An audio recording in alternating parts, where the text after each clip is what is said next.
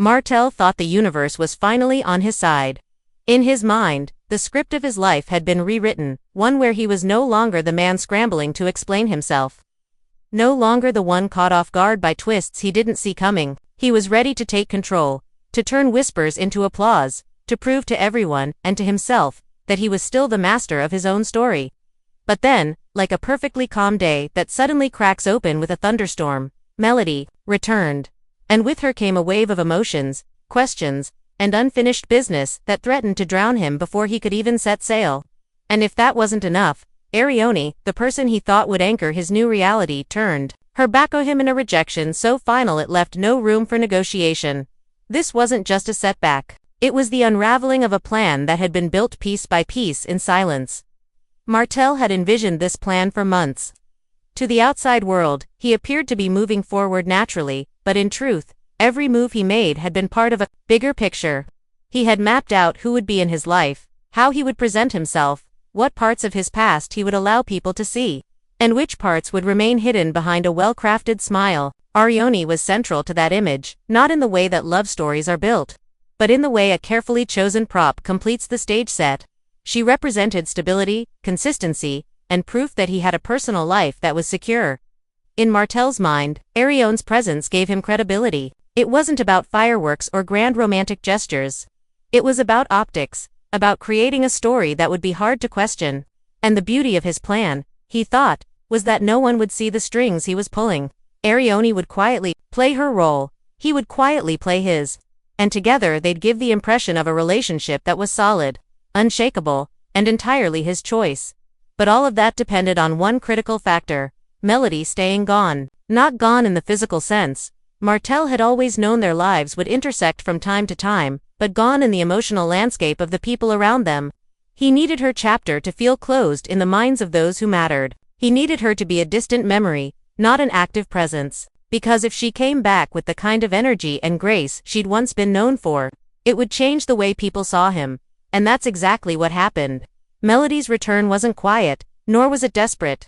She didn't come back, begging for attention or seeking sympathy. She came back like someone who had rebuilt herself, brick by brick. Someone who knew her worth and didn't need validation from anyone, especially not from Martell. She walked into rooms and the atmosphere shifted. Conversations paused. People leaned in. It wasn't what she said, it was what she didn't say. Her presence alone reminded people of the strength she'd always had. The one that had been buried under years of drama.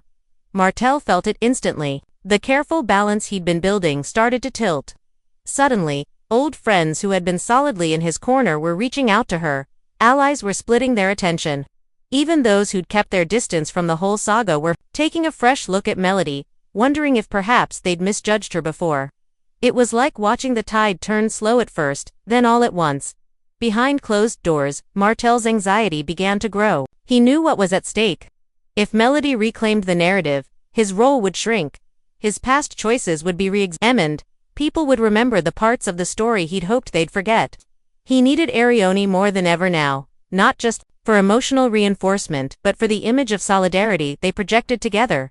But when he turned to Arionne, expecting her to stand firm beside him, he found something he never anticipated: resistance. Arionne wasn't in the mood to play supporting character anymore. The moment she sensed that Melody's name was resurfacing in Martell's orbit, she saw the danger. She remembered the times when she had been left in the shadows, her feelings disregarded, her role minimized. And she decided she wasn't going to let that happen again. Her rejection was swift and unmistakable. It wasn't laced with apology or hesitation. She told him in plain terms that she wasn't interested in being part of any strategy that put her in direct or indirect competition with Melody. She didn't want to be a pawn in his bid to reclaim public sympathy or influence.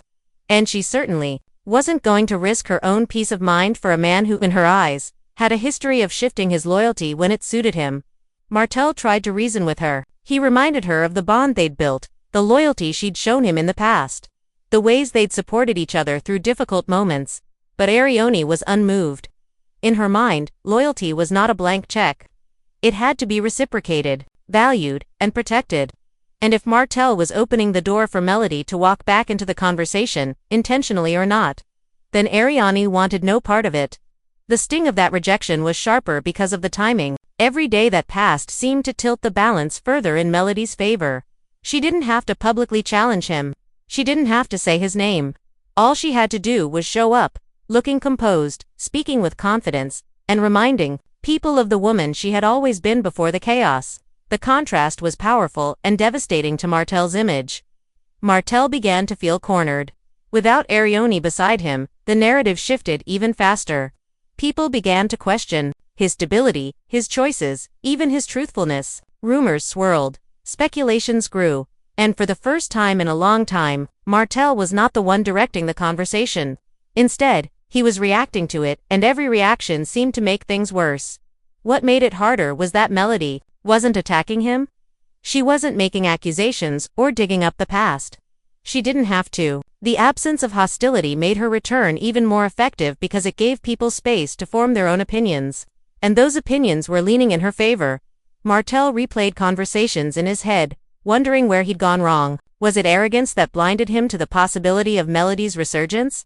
Was it overconfidence in Arionne's loyalty? Or was it simply that he underestimated the power of people reclaiming their own narratives? For Arionne, the decision had been simple. She valued herself enough to step away from anything that felt like a repeat of old wounds. She had her own life, her own priorities, and she wasn't going to be defined by someone else's plan. She walked away without looking back, and that, in many ways, was the most devastating part for Martell. There was no dramatic argument, no lingering hope. Just a clean break. In public, Martell tried to project calm. He smiled, he shook hands, he carried on with his obligations. But those who knew him best could see the shift. The man who once believed he could manipulate circumstances to his advantage was now navigating a world where both of the women, who had defined his personal life in very different ways, were moving forward without him. It's a rare kind of defeat. Not the explosive kind, where everything burns down at once.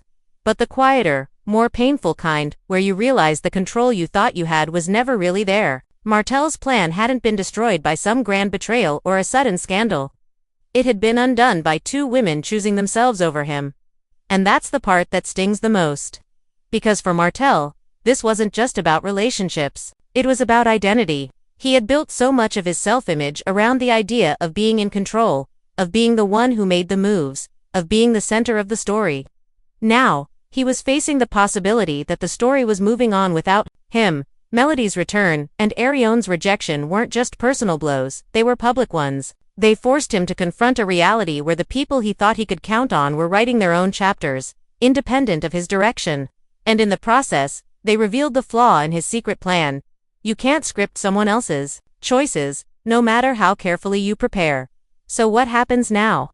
Does Martell regroup and try again, crafting yet another plan to reclaim his position? Or does he finally accept that sometimes the most strategic move is to step back and rebuild, from the inside out, without relying on others to hold the image together? Whatever the answer, one thing is certain: this story isn't over. The next chapter could bring redemption, further downfall, or an entirely unexpected twist. And if the past is any indication, when it comes to Martell, the only thing you can predict is that nothing will go exactly as planned. If you've been watching this unfold and you're wondering what happens next, you're not alone. The dynamics between Martell, Melody, and Arionne are shifting in ways that could change everything. So make sure you like this video, share your thoughts in the comments, and subscribe so you don't miss the next update, because when the next move is made, it might just turn the entire game upside down.